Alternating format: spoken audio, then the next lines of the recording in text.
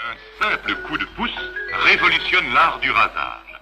Voici le Remington Rollamatic, premier rasoir électrique réglable.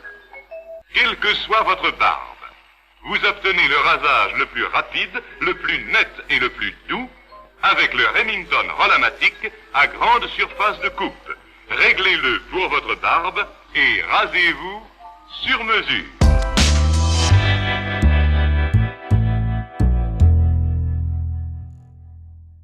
Pourquoi est-il aussi rare de voir un témoin de Jéhovah porter la barbe? Il n'existe aucune règle écrite interdisant formellement le port de la barbe au sein du mouvement. Mais cela n'empêche que tout témoin sait qu'en se laissant pousser la barbe, il deviendra l'objet de bavardages, de plaisanteries plus ou moins sarcastiques, et ne sera plus considéré comme exemplaire par ceux qui occupent une position d'autorité dans l'organisation. Ainsi, conformément aux illustrations produites par la Watchtower, le témoin de Jéhovah modèle veille à toujours être rasé de près. Cette situation peut sembler d'autant plus surprenante que le fondateur du mouvement lui-même, Charles Russell, était connu et identifié par son abondant collier de barbe blanche. C'est d'ailleurs par respect et admiration envers lui que bon nombre d'étudiants de la Bible portaient également la barbe.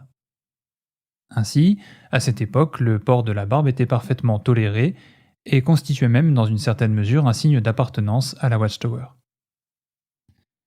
Mais les choses changèrent après que Rutherford fut élu à la présidence de la société en 1917. Avant sa mort, Russell avait donné des instructions précises concernant la façon dont la société devait être dirigée et organisée après son décès. Cependant, une fois élu à la présidence, son successeur, Rutherford, n'en tint absolument pas compte. Il usa de différents stratagèmes qui lui permirent finalement d'obtenir un contrôle quasi absolu sur les affaires de la société Watchtower. Ces façons d'agir engendrèrent une grande controverse parmi les étudiants de la Bible, si bien qu'en 1919, le mouvement avait perdu un septième de ses adeptes. Dans les années qui suivirent, Rutherford effectua également de nombreux changements doctrinaux, n'hésitant pas à aller à l'encontre de ce qui était enseigné par Russell. Pour les étudiants de la Bible de l'époque, à qui on avait enseigné que s'opposer à Russell signifiait s'opposer à Dieu lui-même, ces changements étaient inacceptables et scandaleux. Une large majorité d'entre eux, estimant que les interprétations de Rutherford constituaient une trahison envers Dieu, s'en allèrent et formèrent des groupes dissidents. Dans ce contexte chaotique, un des moyens que trouva Rutherford pour asseoir son autorité et mettre fin à l'influence de son prédécesseur fut de s'attaquer à un symbole fort de l'attachement à Russell, à savoir le port de la barbe. Rutherford, toujours rasé de près, attendait de ses partisans qu'ils démontrent leur loyauté envers lui en se débarrassant de leur pilosité faciale. Preuve en est ce qui est rapporté à la page 98 de l'annuaire de 1974. Mais il fallait davantage de matériel. Frère Balsright demanda donc à Frère Rutherford l'autorisation d'acheter une presse rotative. La demande étant justifiée, Frère Rutherford donna son accord, mais à une condition. Il avait remarqué que, depuis quelques années, Frère Balsright s'était laissé pousser la barbe, qui était devenue semblable à celle de Frère Russell. D'autres frères qui désiraient ressembler à Frère Russell n'avaient pas tardé à suivre son exemple. Cette tendance risquait de donner naissance au culte de l'homme, ce que Frère Rutherford désirait empêcher. Aussi lors de sa visite suivante et devant toute la famille de la Maison de la Bible, il dit à Frère Balsright qu'il pouvait acheter la presse rotative, mais à condition qu'il se rasât la barbe. Frère Balsright accepta tristement et se rendit ensuite chez le barbier. Ce responsable de la filiale d'Allemagne ne fut pas le seul à devoir se débarrasser de sa barbe. Sur cette photo du repas de Noël de 1926, par exemple, tous les membres de la famille du Bethel étaient rasés de près, à l'image de leur président. Mais Rutherford ne s'arrêta pas là. Il alla jusqu'à raser la barbe de Jésus. Sous sa présidence, et jusqu'à la fin des années 60, soit pendant près de 40 ans, les publications présentèrent le Christ sous les traits d'un homme imberbe. Les raisons, discutables, motivant cette décision ne furent données que 25 ans plus tard dans la question des lecteurs du 1er janvier 1955. On pouvait y lire « Comme la Bible ne décrit pas le visage de Jésus ni n'indique s'il portait une longue barbe, nous nous en tenons aux preuves archéologiques les plus anciennes, plutôt qu'à celles ultérieures représentant Jésus comme un homme efféminé, blafard et ayant un air dévot. » On imagine facilement comment ce changement dans la manière de représenter Jésus a pu être utilisé à l'époque pour rendre tabou le port de la barbe au sein de l'organisation.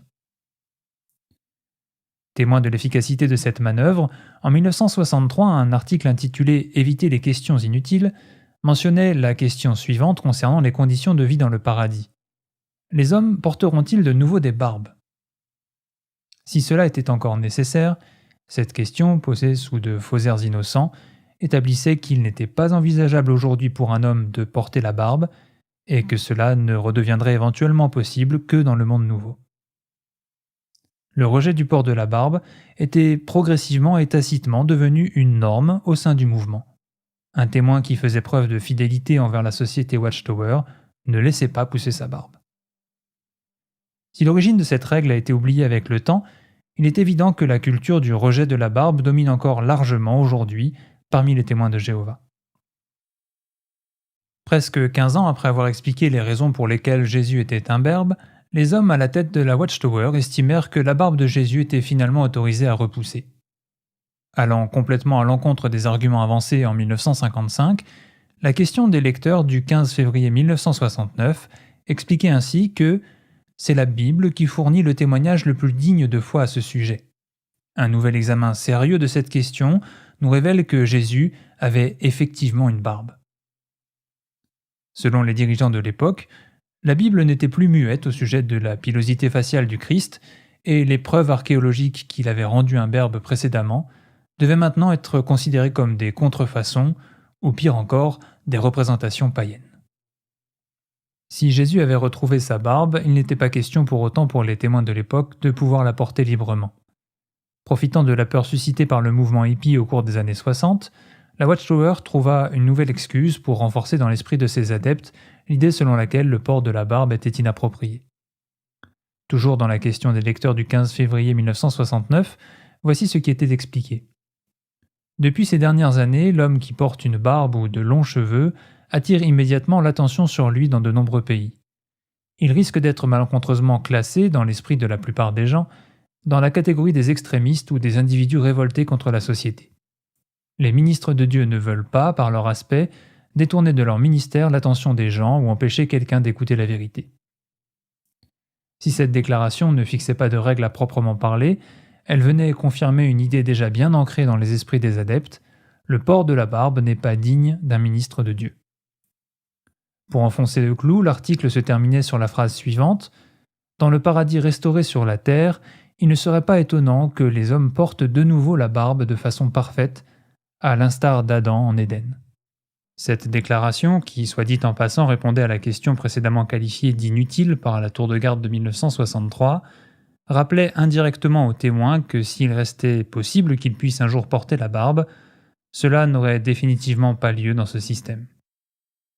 Cette idée, selon laquelle le port de la barbe nuisait à la diffusion du message, fut une nouvelle fois développée dans la tour de garde du 1er décembre 1975. Il y était raconté l'histoire d'un jeune homme barbu qui se vit refuser l'occasion de rendre témoignage en raison du fait que la femme qui l'avait abordé l'avait pris pour un étudiant contestataire. Le jeune homme, se sentant responsable d'avoir gâché l'occasion qu'il avait de convertir cette femme de par son apparence, décida de se raser la barbe. La morale extrêmement culpabilisatrice de ce récit le rend très peu crédible. En suivant un raisonnement similaire, on pourrait se demander combien de personnes ont été détournées du message de Jésus en raison de son comportement durant les noces de Cana. Beaucoup auraient pu en effet être choqués de le voir utiliser la puissance divine pour fournir 380 litres de vin à des invités manifestement déjà enivrés lors de ce banquet. Il apparaît de manière évidente que le seul but de ce récit est de faire respecter une exigence que la Watchtower ne peut justifier d'un point de vue biblique. Pour parvenir à ses fins, elle manipule ses adeptes en leur faisant croire, à l'aide d'une anecdote plus que douteuse, que ce sont des facteurs extérieurs à l'organisation qui les obligent à adhérer à une certaine ligne de conduite. L'idée qu'il est important pour un chrétien de ne pas porter de barbe a également été renforcée par les innombrables récits de conversion rapportés dans les publications. Très régulièrement, il était précisé que le nouveau venu avait manifesté son désir de servir Dieu en se rasant la barbe, comme si ces deux choses avaient un lien quelconque. La barbe est d'ailleurs bien souvent associée à la liste des pratiques condamnées par la Watchtower que le nouveau converti abandonne en faisant des progrès. Dans la tour de garde du 1er mai 1995, on peut par exemple lire « Il m'a demandé de venir le voir se débarrasser de sa pipe, de son briquet, ainsi que de son crucifix, détruire ses films pornographiques et raser sa barbe. » En procédant ainsi, L'organisation fait passer de manière presque subliminale le message suivant: si un nouveau venu manifeste son désir de servir Dieu en se rasant la barbe, il serait impensable pour un serviteur de Dieu fidèle de la laisser pousser. Il fallut attendre 2016 pour que la question du port de la barbe soit de nouveau abordée de manière directe dans les publications. La barbe ayant fait son retour en grâce au début des années 2010, il s'agissait clairement d'une réaction de l'organisation face à l'envie grandissante de se laisser pousser la barbe au sein de ses rangs. Voici ce qui était dit à ce sujet dans la tour de garde d'études de septembre 2016. Que dire du port de la barbe? Convient-il pour un frère? Dans certaines cultures, une barbe bien taillée peut être convenable et ne pas du tout empêcher les gens d'écouter le message du royaume. D'ailleurs, des frères nommés portent la barbe. Malgré tout, certains frères peuvent décider de ne pas en avoir. Dans d'autres cultures ou pays, la barbe n'est pas dans les usages et n'est pas considérée comme acceptable pour un chrétien. Un frère qui la porterait n'honorerait pas Dieu par son aspect et ne serait pas irréprochable. Si l'organisation exprime ici pour la première fois l'idée qu'une barbe peut être convenable pour un chrétien, elle limite par la même occasion cette possibilité à un cadre culturel favorable. Dans un monde où l'immense majorité de la population ne considère plus la barbe comme un symbole de rébellion et où des personnes de tous milieux sociaux la portent, il est très difficile pour un témoin de savoir si le contexte culturel dans lequel il évolue est favorable ou non au port de la barbe. En réalité, le fait d'invoquer ce paramètre extérieur particulièrement vague a pour but de permettre à l'organisation de maintenir sans avoir à se justifier sa règle concernant l'interdiction du port de la barbe. Elle passe ainsi sous silence le fait que bien plus que tout autre facteur, le principal obstacle au port de la barbe est avant tout la culture interne du mouvement qui amène les adeptes à l'apercevoir comme un problème.